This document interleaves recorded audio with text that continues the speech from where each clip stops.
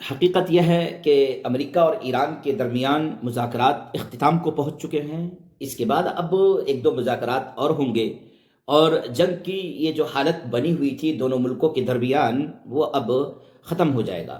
اب جنگ کی کوئی نوبت اور نوعیت عنقریب میں نظر نہیں آ رہی ہے کہ کسی طرح کی کوئی جنگ ہونے والی ہے اور گھمسان ہونے والا ہے، ایسی کوئی بات نہیں ہے۔ مذاکرات ایک دو بار اور ضرور کیے جائیں گے، اور مذاکرات کیے جانے کے بعد امریکہ کو اس بات کا بہانہ مل جائے گا کہ ہم ایران کو مذاکرات کے ٹیبل پر لانا چاہتے تھے اور ایران مذاکرات کے ٹیبل پر آ چکا ہے، اب ہم کو یہاں رہنے کی کوئی ضرورت نہیں ہے اور اب ہم یہاں سے جا رہے ہیں۔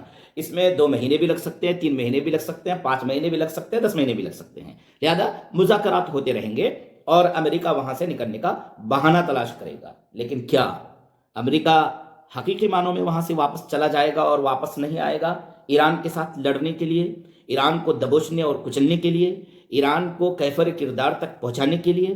نہیں، ایسا بالکل بھی نہیں ہے، ایسا قطعی بھی نہیں ہے۔ جب یہ لوگ سامنے سے کسی ایک ملک کو دبوچ نہیں سکتے ہیں تو اس کے خلاف سازشیں کرتے ہیں، اس کے خلاف رننیتی بناتے ہیں، پلان کرتے ہیں اور اس کو دبوچنے کی، کچلنے کی، اپنے انڈر میں کرنے کی کوشش کرتے ہیں۔ لہذا یہی کام ایران کے خلاف کیا جائے گا، اور اگر کوئی ملک ان سے ڈرتا نہیں ہے، ان سے جھجکتا نہیں ہے، تو ان سے دوستیاں بھی کرتے ہیں، ان کے پاس جاتے ہیں اور ان سے دوستی رچانے کی کوشش کرتے ہیں۔ کیا ضرورت تھی امریکی صدر ٹرمپ کی ملاقات کرنے کی پوتن سے؟ بلایا ان کو ایک ملک میں اور دونوں کی آپس میں ملاقاتیں ہوئی، گفتگو ہوئی، جبکہ ایک طرف یوکرین کو امریکہ ہتھیار دیتا ہے اور یوکرین کے ساتھ روس جنگ کرتا ہے، اور امریکی ہتھیار کے بل بوتے پر یوکرین روس کے ساتھ، پوتن کے ساتھ جنگ کر رہا ہے۔ لیکن امریکہ پھر اسی روس کے ساتھ گفتگو کرنے کے لیے اس کو ایک دوسری جگہ پر بلاتا ہے اور ان سے گفتگو کرتا ہے، چونکہ وہ طاقتور ہے۔ امریکہ یہ بھی چاہتا ہے کہ اس کی گفتگو چین سے ہو جائے، دوستی ہو جائے، لیکن امریکہ یہ نہیں چاہتا ہے کہ اس کی دوستی ایران سے ہو جائے۔ ایران کو وہ دبوچنا چاہتا ہے، ایران کو اپنا تابع بنانا چاہتا ہے، جس طرح قطر، متحدہ عرب امارات، بحرین، سعودی عرب اور دیگر مشرق وسطیٰ کے ممالک امریکہ کے دوست ہیں۔ وہ یہ چاہتے ہیں کہ اسی طرح ایران بھی ہمارا دوست بن جائے اور ہمارے لیے مشرق وسطیٰ میں کام کرے، اور ہمارے لیے مشرق وسطیٰ میں کام کرنے کا مطلب یہ ہے کہ اسرائیل کے لیے مشرق وسطیٰ میں کام کرے۔ مذاکرات ہوئے، ایران نے اپنی بات کہی۔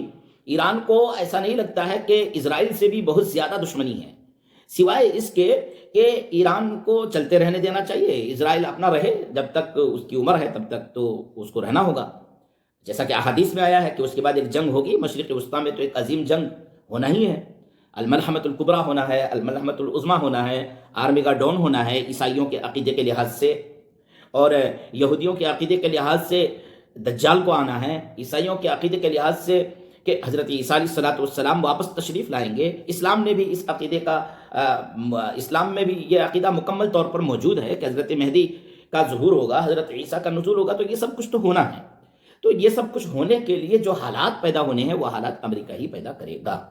لہذا اس وقت ہم صرف یہ بات کہنا چاہتے ہیں کہ امریکہ واپس جائے گا اور پھر وہ پلان کرے گا، سازش کرے گا، مکر کرے گا، تیاری کرے گا، کوئی نہ کوئی راستہ نکالے گا ایران کو دبوچنے کے لیے۔ ایران کو کیا کرنا چاہیے؟ ایران نے جو راستہ اور طریقہ کار اختیار کیا ہے وہ بالکل بجا ہے، مناسب ہے، اور وہ کر رہا ہے۔ لہذا ایران کی اس چھوٹی سی تیاری سے یہ بہت بڑی تیاری نہیں ہے۔ امریکہ اگر چاہے کہ وہ بالکل جنگ مسلط کر دے اور ایران کے ساتھ لڑائی لڑ لے تو وہ لڑ سکتا ہے۔ ایران بہت دن تک سروائیو نہیں کر سکتا ہے، ایران بہت دن تک امریکہ کے ساتھ جنگ نہیں لڑ سکتا ہے، کچھ دنوں تک لڑ سکتا ہے، کچھ مہینوں تک، ممکن ہے 1-2 سال تک لڑ سکتا ہے، پھر اس کے بعد ایران کو تو سرنڈر کرنا ہی ہوگا۔ لیکن ایران نے جو ہمت دکھائی ہے وہ قابل تقلید ہے۔ ایران نے جو ہمت دکھائی ہے، کسی بھی ایک ملک کو اپنی خود مختاری کی بچاؤ کے لیے اور اپنے خودی کے بچاؤ کے لیے اس کو ایسا کرنا چاہیے تھا جو ایران نے کیا ہے۔ الغرض جو بھی موجودہ حالات بنے، خبریں تو ہماری انڈین میڈیا میں ابھی بھی جنگ کی طرف ہے کہ بس جنگ ہوا چاہتی ہے اور جنگ کے لیے تمام تیاریاں موجود ہے اور یہ ہو جائے گا اور وہ ہو جائے گا، ایسا کچھ بھی نہیں ہے۔ اب جنگ نہیں ہونے والی ہے، اب اسٹیبلٹی آنے والی ہے مشرق وسطیٰ میں۔ اب یہ کتنے دنوں تک چلتا ہے؟ چونکہ اسرائیل وہ ڈرا ہوا ہے، اسرائیل ڈرا ہوا ہے ایران سے، اسرائیل پر خوف طاری ہے، اسرائیل پر رعب طاری ہے، اسرائیل چاہتا ہے کہ میں واحد سپر پاور بن کر مشرق وسطیٰ میں رہوں، لیکن ایران نے اس کے سپر پاور ہونے کی سوچ کو توڑ دیا ہے اور اس کے اس خیال کو توڑ دیا ہے، اس خواب کی تعبیر کو ایران نے چھین لیا ہے۔ اب ایران اصل میں مشرق وسطیٰ کا سپر پاور ہے، مشرق وسطیٰ کا سپر پاور اسرائیل نہیں ہے۔ اسرائیل ایران سے ڈرتا ہے، ہاں اسرائیل چین سے نہیں بیٹھے گا، وہ کچھ نہ کچھ کرے گا۔